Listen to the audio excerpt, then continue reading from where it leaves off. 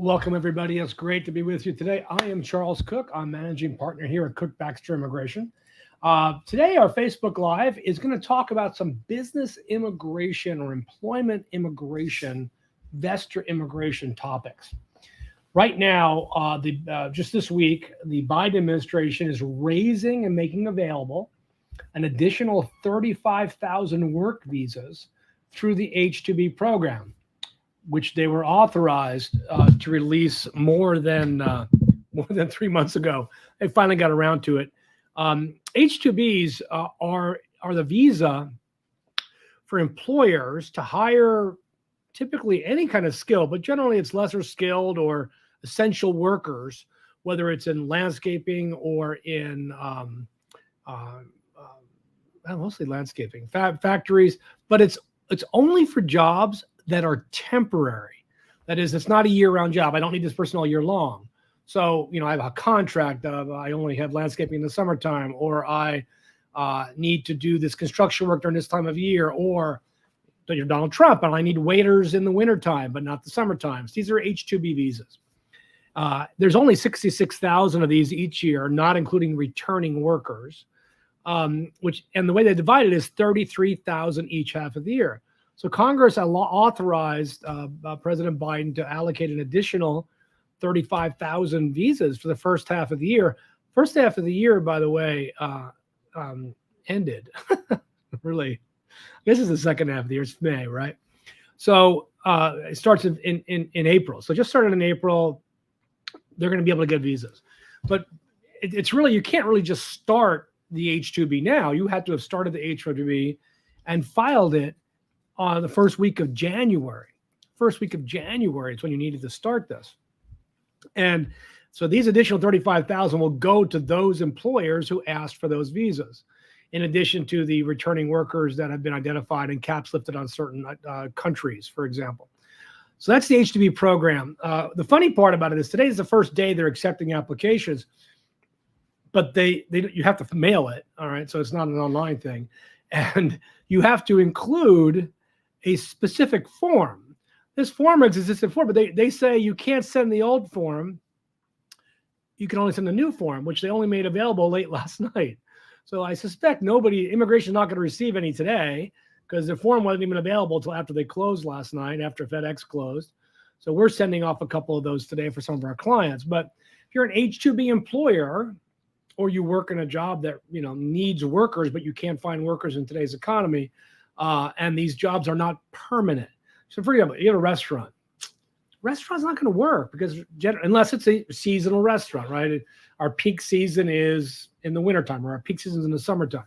So you have to look at what they call peak load need, a contractual demand, seasonal jobs. That's what H-2Bs are for. Don't confuse them with H-2As, which would be for agriculture. All right, so that's H-2Bs. If you are an employer and you say, I need people, well, you have to prepare now. I mean, now is the time because we're filing on June 1 for H-2Bs to start October 1 for the next fiscal year. We start for the second half of the fiscal year, start in January. So and we have to start a couple months before that. So you start 6 months before you need them, between October and April. So that's kind of a brief summary of the H-2B program. H-2Bs can be a lifesaver for a company.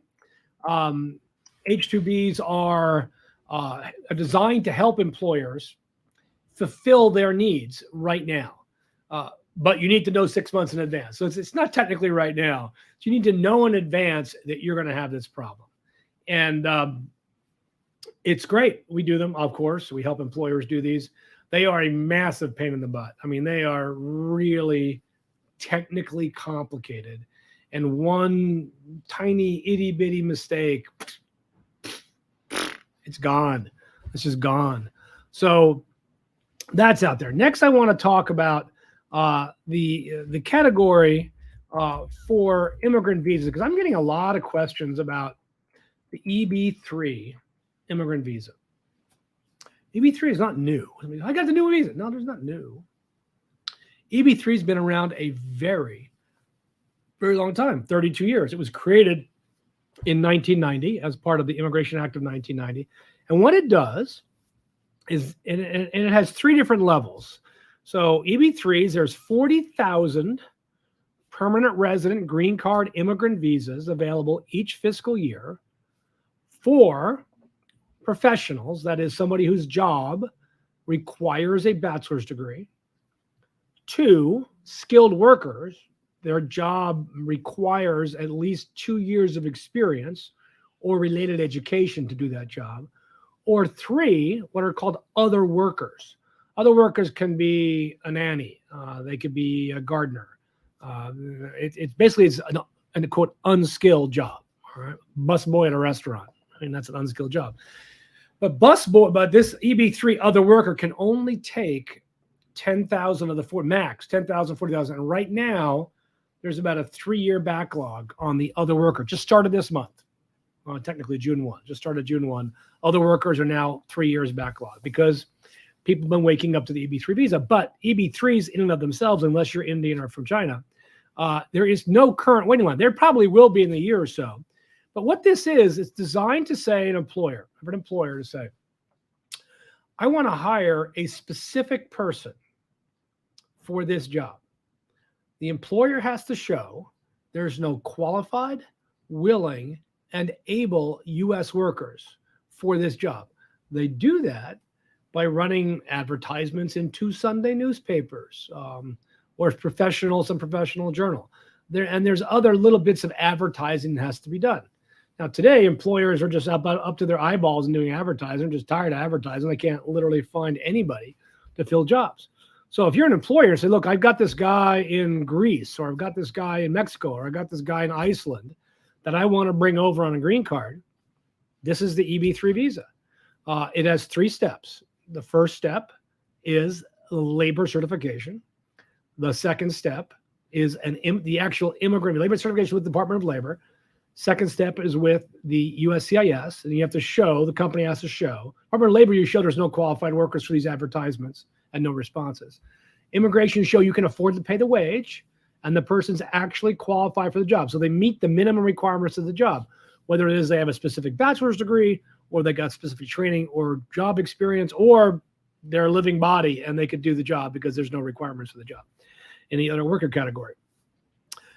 When that's approved, if somebody's abroad, outside the United States, they go through the consular process. They go through an interview at the embassy, verifying that all this information is true, and they're literally given an immigrant visa.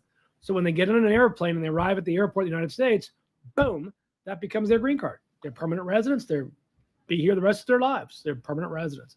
They're supposed to work for you. Well, how long? Well, at least a year, if not longer. It's a permanent job after all. And you don't want to apply for naturalization and go in and say 5 years later, well, I only worked there for a week, but I hated it, so I quit. They're going to take your green card away.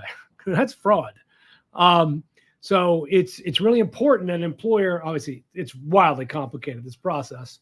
In my opinion, there's really no way to navigate it as an employer whose job it is to run their business and try to figure out these laws, which is why lawyers do this for you.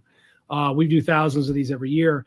But here's the thing with the EB3 visa. They are going to run out in the next year or two. They're going to reach their cap because a lot of employers are doing it. 2, you can't sponsor direct family members, son, daughter, mother, brother. You can't sponsor them, in-law. You can't sponsor them directly through this program.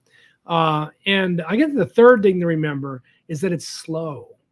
It's going to take between 2 to 3 years to get them over to the United States. So unlike the H-2B, which technically, you can get somebody here in 6 months if you win the H-2B lottery. For the EB3, it's going to take 2 to 3 years. But I've given talks on this throughout Latin America and Asia. And look, if you don't start, you're never going to get there. So if you have an employer, you have family live here, and they know somebody wants to hire you, have a specific skill set. Look, we even did these during the Great Recession in 08, 09, 2010. Because there's always somebody that from outside the country that needs to be here. They need this special skill, and that's what the EB3 visa is for. So it's really important to keep in mind that it's an available option now. Here's the one downside: if you're here in the U.S. illegally, the only way for you to use this is if 1, you are protected by the 245I law, or 2, you don't have any unlawful presence. So let's say you have DACA and you've got your DACA before you're 18 and a half. Great. You can leave the country with no penalty. You're good. Or 3, you have a parent or spouse who are a citizen or resident, and they can ask for a waiver for you. It's the only way it protects somebody who's, quote, undocumented in the United States or has DACA. The third thing I wanted to talk about today is EB-5. EB-5 is another immigrant visa category for investors. So you can actually buy a green card in the United States. Yes, you can buy. Congratulations, you can buy a green card in the United States. How do you buy a green card in the United States? Well, you can either say, I'm going to create my own business and I'm going to invest. If you are in what's called a targeted employment area or high unemployment area, you're going to invest $800,000 to create your business. And within 2 years of your arrival, you're going to create 10 jobs for U.S. workers. Or 2, if you invest in a non-targeted investment area, it's 1.2 million. Or 3 and 4, you actually invest in what it basically is a limited partnership. We call them regional centers. And that limited partnership allows you to pool your money with 8 different investors, and then you can build something big. The best part about regional centers, it does not require active involvement. You can count workers, indirect workers, people that don't actually work for the company, but are employed because the company exists. And there's economists that figure that out. And they have 2 levels, 800 and 1.2 million. Now, the EB-5 program, the massive, huge, extraordinary downside to the EB-5 program is the Immigration Services administration of it. Because right now, the Immigration Service is taking 4 to 5 years to approve the immigrant visa. The actual investment is valid. They're not investment advisors. They just haven't got to the form, right? You haven't checked all the boxes. They just literally take 4 to 5 years to get to your application. Then you consular process, let's say another 6 to 10 months. So if you say you don't have to invest the money till you come, all right? But you have to show that it's available. You earned it legally. If you do that, you're not coming for 5 to 6 years. Wow, that's a really long time. And worse, this is another thing I don't like about the program, you only get a green card for 2 years. At the end of the 2 years as your green card, you have to go file another form with the government that you did in fact create 10 jobs. Here's the I-9s, here's my payroll, here's my quarterly wages that I paid people, and that you actually carried out the business and it's still operating. That petition takes another 4 to 5 years to be approved. So you're not getting a final green card for like 10 years, which makes the EB-3 really attractive when you think about it. And of course, if you're Chinese, it could be much longer than that because China has overused this program as a percentage of its population. So those are the 3 things we talked about today. We talked about H-2B, EB-3, and EB-5. Now we do all 3 of these visas. We do EB-5s, we do EB-3s, we do H-2Bs. Because we have, we're not like Chuck Kuck sitting at his desk filling out forms at 2 o'clock in the morning, right? We have a law firm, and we have 50 folks here, and all we do is immigration law. But there are people that are doing this that aren't necessarily qualified to do it. So, when you're shopping around for lawyers, check them out. Check them out. Use the Google machine. Talk to people. Talk to the person, and don't always go with the first person you talk to. All right, let's go ahead and answer some questions here. Let's see. We've got Glenn. Glenn, how you doing? Happy Wednesday. Good to see you. Claudia, how are you, Claudia? Doing well? Claudia, I have a question. Can I petition my dad in Mexico back in 2019? Yeah, you can petition him. But if he was here undocumented prior to that for a year, and unless he has a spouse or a parent who's a citizen or resident, he's not coming back till 2029. So if that's the case, what I would recommend is that you sponsor him in about 2026, about 3 years before he can come back is the best time to do that. He's being bullied, hurt by his brother. Does drugs. My dad's gone to the police so they better get arrested. Oh, well, I'm so sorry. Again, need more information, but take what I just told you. And of course, you can email me. If you need to talk to me, of course, I'm I am always available by email. Email is my favorite way to communicate because I can get to it when I have a free moment. This is my email. And of course, if you want to make an appointment to see me, all you got to do is call the phone number. Llame y estamos aquí. We're here to help. All right. So we talked about, go back up here. Sorry about that. That's horrible, Claudia. That's just horrible. And he can get green card. I don't know what that refers to. Hopefully it's EB3 that you're talking to. Is there an email address? Oh, I just showed you my email, Claudius. Here is my email address. I'm going to put it up over here. There's my email. I always respond to my emails. I always respond to my phone calls. You call my direct number. I don't hide from anybody. I'm not one of those lawyers who hides. Let's take a look over here with, let's see, any updates on DACA? No. In fact, I'm going to Google, I'm going to put on Twitter right now while we're live. Hey, Holly Mayorkas and USCIS director, where are the DACA regulations for new DACA filings? All right, there you go. I don't know. No in-law. No, you can't do an in-law. Well, you can do it, all right? I'm not going to say you can't do it. It just makes it way harder and increases the chance of denial. Hello, my VAWA was approved in 11/21 and my 45 was sent to 22. Get my interview. Well, it depends on where you are in the country. In Atlanta, 8 to 12 months. They'll tell you 17 online. You can go to the USCIS website and you can check that out. USCIS website, look at processing times, and they'll tell you how it is at each of the places that you go to. Juan Pablo, buenas tardes, abogado. Quisiera saber cómo va mi caso ya que llamo y no tengo respuesta algún. Dejo viso de voz y no hay respuesta. Una cosa que es garantizado, Juan Pablo, es que nunca ha llamado a mí. Porque yo devuelvo todas mis llamadas. Entonces, recomiendo que de todos mis clientes cuando vienen, aquí es mi tarjeta, llama a mí directamente y siempre devuelvo las llamadas. Es la ley aquí.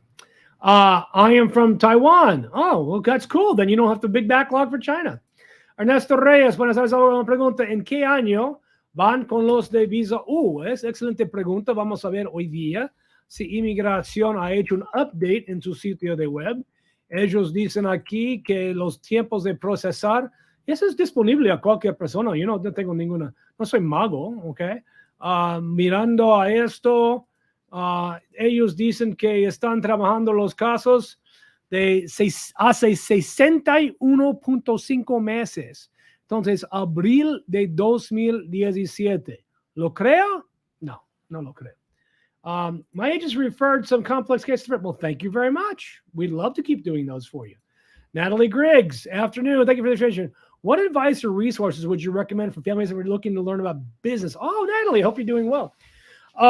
Well, first of all, I think you probably want to buy Greg Siskin's book. Greg Siskin just came out with a very detailed how-to book on business immigration cases. Checklists, forms, sample stuff. It's great. So I would buy that from Ayla. Next thing I would do is I would attend the Ayla annual conference and attend the intro to business immigration law classes, a whole day on this. You could also take my class at Emory, which I teach every year or so on business immigration law. I would also suggest that you actually just pull up the law. You should be familiar with 204 and its accompanying regulations in the HCFR. That's a good way to get started. And then, of course, Ayla has tons of publications, all this stuff. And finally, Ayla has a business immigration listserv. So you can ask questions. And actually, one of my favorite things to do is just read emails. You don't have to participate, just read them, because you get great answers to crazy questions that I can assure you repeat themselves all the time in immigration. And Moreno, you have any knowledge of Texas judges of 5th Circuit Court of Appeals denying motion to vote because an immigrant didn't provide address when they came to the U.S.? I do not. I don't practice in the 5th Circuit, generally speaking. And when we came to the U.S., 25 never went to court. She was given a order. She might have a case on his job is. Time didn't start to accrue. this is where I would suggest that you call either my good friends in Houston, depending on where you are, in Jose Perez and at Foster Global, exceptional. Or if you're in a different part of the state, let me know, and we'll hook you up with somebody who knows what's going on about those things. Okay, Myra, I applied for advanced parole August 2020. I complained with the center office. I'll do this transfer the case. Your advanced parole, is that a DACA advanced parole, Myra? I mean, 9 months is a really, really long time. Why is your advanced parole at a different? I mean, obviously I need more information, but that is exceptionally long. Maybe you just want to withdraw it and refile, because we've gotten them approved in 2 to 3 months right now. Glenn, I am an EB3 process. I passed the deal after I got audited. In your experience, how long did it take to receive the green card after I went for Albanian citizens? Probably going to take, if you're filing the 45, less than a year. Probably 8 to 10 months is what it should take. Facebook, a quick question. Can we be your sourcing for workers in Cambodia? Handle people? Yes, we do. We do lots of work. You're welcome to hire us to do immigration work for your firm. Happy to do so. Baby video. How long waiting F4 India for the visa bulletin movements? Well, in India, I don't think India is really any significantly longer than the rest of the world on FB4. But let's take a look at this. I'm just going to use the old Google machine here. Pull up the visa bulletin that just got published for June, even though it's not June, but it'll be June soon, because time always moves forward, not backwards. And India for family-based, it's a little bit longer. It's about 50, I would say 17 to 18 years, 19 years, something like that. I mean, a little bit longer than normal for everybody else. Saludos, abogado. Mi novia me quiere pedir. Ella es gringa. Y se enamoró de mí. ¿Y por qué te enamoró? Es lo que quiero saber. Daniel Santa María. Ella te puede pedir si tienes una entrada, y aún mejor si tienes DACA. Llama a la oficina. Lo que puedes hacer es llamar a la oficina, haga la cita y hablamos de los detalles del proceso. Sería un placer de ayudarte. Natalie, perfect. You're welcome, Natalie. Great. Guillermo. Hola, yo también tengo un caso con ustedes y desde que fui a Las Vegas, yo casi un año nunca me han hablado y hablado no contestan. Well, Guillermo, no sé con quién estás hablando, porque mi número está aquí y siempre contestamos 24/7. Tal vez estás llamando un número incorrecto. Okay? Llama a mí. ¿Tenéis el número? Myra, yes, it is. Good. All right. Ed Moreno, we're in Washington, D.C. All right. Washington, D.C. right now. Go back up here, Ed. I got to go back to your question. So Washington, D.C. is not the Fifth Circuit. What part of Texas, Ed? Marcia, si introdujo mi caso de asilo antes de los 6 meses, es decir, antes de que venciera mi dinero, bueno, Marcia, probablemente no. Inmigración está tomando la posición no. Pero estamos luchando para que dicen sí, pero por ahorita es no. Yeah, DACA, it's been 2 years since you applied it. You should withdraw. Well, is your DACA pending or is your advanced parole pending? Which is pending? That's what I'm confused about, Myra. When petitioning for a parent without a legal entry, is it true they only knowledgeable way without a correct? They need to have sponsoring your parent is a waste of your money if they don't have a parent or spouse who's a citizen or resident, or they're not eligible under 245I, or they don't have a child in the U.S. who's in the military of some kind, National Guard, one of the service branches. So that's one way to get around it. But if they have none of those, don't waste your money on an I-130. They're not getting any benefit out of it.